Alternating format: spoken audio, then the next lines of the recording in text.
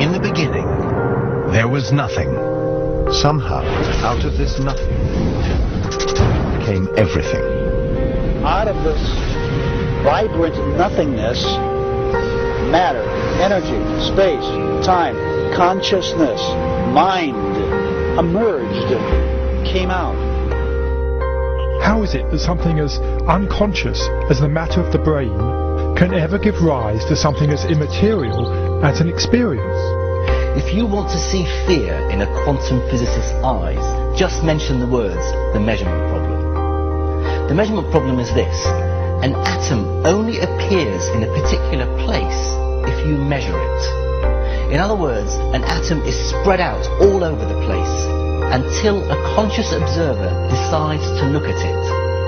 So the act of measurement or observation creates the entire universe. Only conscious beings can be observers, then we're intimately hooked into the very existence of reality. Without us, there would just be this expanding superposition of possibilities with nothing definite ever actually happening. Out of millions and millions of blobs of energy and light, photons and electrons, they make up this imaginary three-dimensional solid world, which doesn't exist at all according to relativity or quantum mechanics. Anytime we attempt to look at particles beyond a certain level, the very act of observation changes things. And in addition, the more you look at individual particles, the more you realize that there is no such thing as one electron. An electron, or any elementary particle, exists only in relationship to other things, like other particles or the universe at large. This means that deeply enough, when you dive down into the nature of matter, everything we know about the everyday world dissolves. There are no objects anymore. There are only relationships. There's no locality anymore. There's no time anymore. The more you look at something in detail, in what we think of as solid matter, the less and less solid it begins to look. The only realities we know are the ones our brain manufactures. Our brain receives millions of signals every minute, and we organize them into holograms, which we project outside ourselves and call reality. Well, the brain cortex, if it is also a hologram, then it's a three-dimensional hologram. If two-dimensional holograms reconstruct three-dimensional images, then, ergo, it follows that three-dimensional holograms reconstruct four-dimensional images. A hologram is a metaphor. It is how you take n dimensions of information and you bring them down into n-1 dimensions. It's a way of relating the paradoxes that we find in how to make a leap from this concept to that concept. The conceptual pigeonholes we use, words, to describe reality, are phenomena inside our head. They're not out there.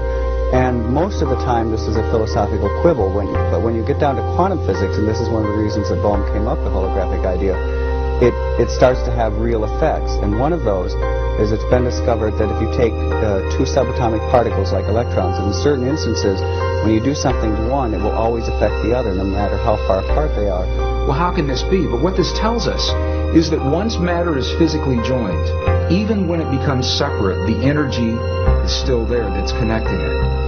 And this is why it's important to me, because if we go back far enough in time, all the particles of matter of this entire universe that are expanding were all meshed together in a single particle about the size of a green pea. That's what scientists tell us today. That's what the computer models suggest. That if you could go into the universe today and take all the particles of matter and take out all the space in between and bring it together and compress it into a size of a single green pea, it means that you and me and every one of our listeners, we were all once part of that same particle that creates this whole universe today. And even though those particles are now separate and expanding, and the studies show that they are, energetically we're all still linked.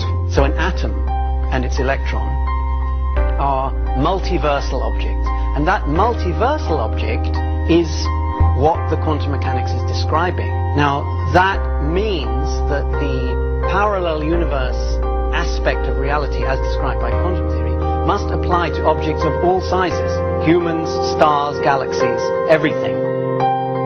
And that's why we call it the parallel universe theory rather than just parallel electrons theory.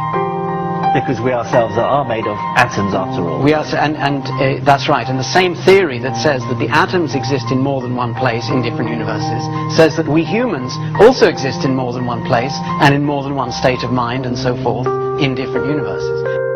And so what that means, talking about words, is that there is no separation between electrons. Furthermore, there's no separation between people. Everything is interconnected, and the biggest secret of all, to me,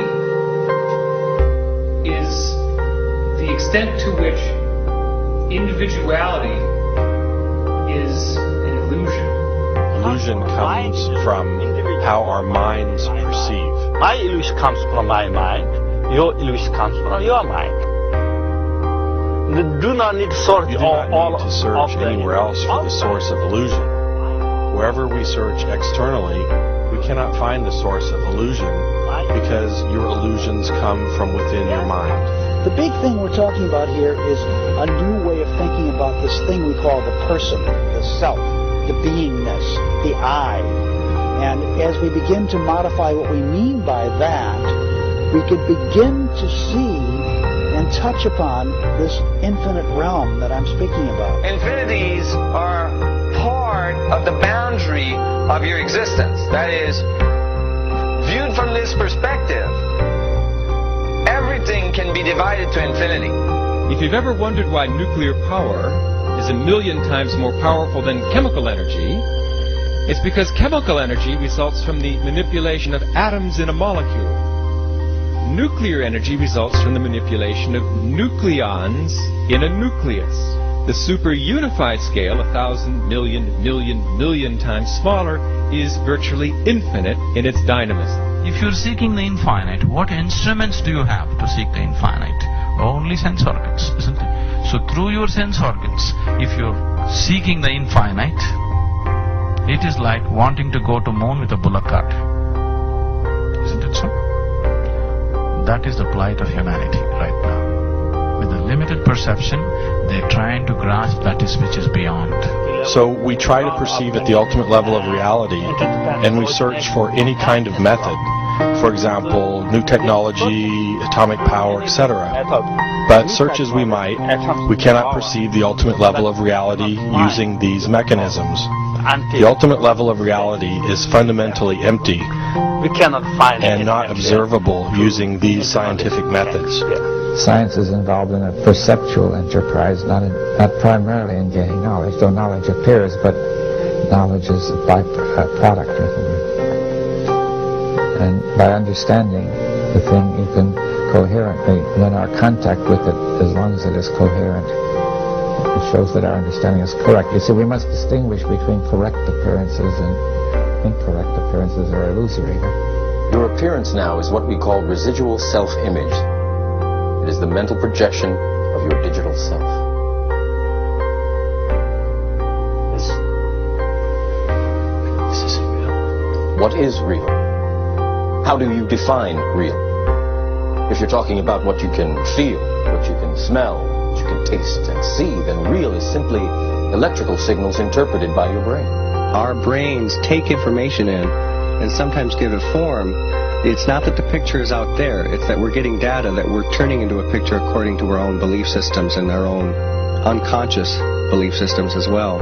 We know what is going on is that light comes in through the eyes, hits the back of the retina, triggers electrochemical impulses which travel down nerve fibers to the back of the brain, where the brain very cleverly, in about 1/10 of a second, puts it all together and says, this is what it looks like out there. Well, you're creating your own reality tunnel. That doesn't mean you're creating reality. Out of reality, whatever that is, out of the infinite flux of energy, you're creating your own reality tunnel, and most people aren't aware of it. All matter is merely energy condensed to a slow vibration. That we are all one consciousness experiencing itself subjectively. There is no such thing as death. Life is only a dream. and we are the imagination of ourselves.